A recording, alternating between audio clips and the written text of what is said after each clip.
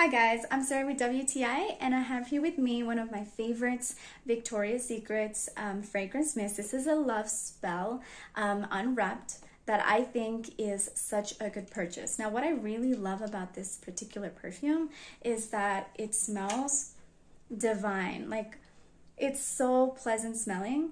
I could smell it all day. And I have loved using it because it's not overly powering. It doesn't give me a headache at all.